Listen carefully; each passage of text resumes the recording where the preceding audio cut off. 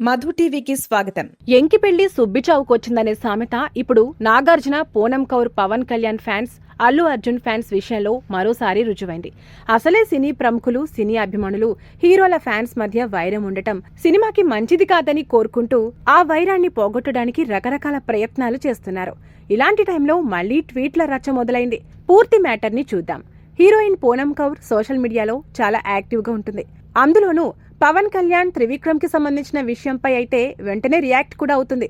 అందులో భాగంగానే ఇటీవల అల్లు వర్సెస్ మెగా వివాదంలో అల్లు అర్జున్ కి సపోర్ట్ చేస్తూ ఓ ట్వీట్ పెట్టింది.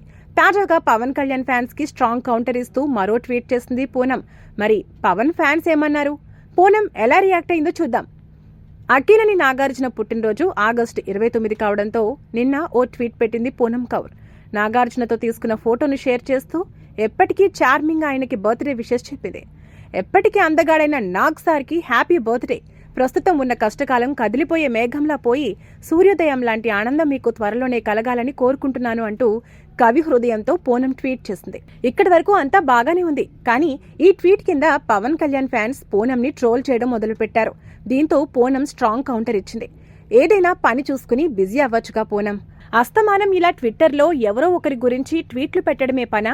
వెళ్లి జీవితానికి ఉపయోగపడే పని చూడు పో ఇక్కడి నుంచి అంటూ ఓ నెటిజన్ పూనం ట్వీట్ కింద కామెంట్ చేశాడు. దీనికి వెంటనే కౌంటర్ ఇచ్చింది పూనం. ఇక పూనం ఈ కామెంట్ పెట్టగానే దాని కింద అల్లు అర్జున్ ఫ్యాన్స్ తగులుకున్నారు. పవన్ కళ్యాణ్ ఫ్యాన్స్ కి పనేం లేదా? ఎప్పుడు చూసినా ఆడవాళ్లను ఏదో ఒకటి అనడమే వీళ్లకి ఆనందం అంటూ బన్నీ ఫ్యాన్స్ వరుసగా కామెంట్లు పెట్టారు.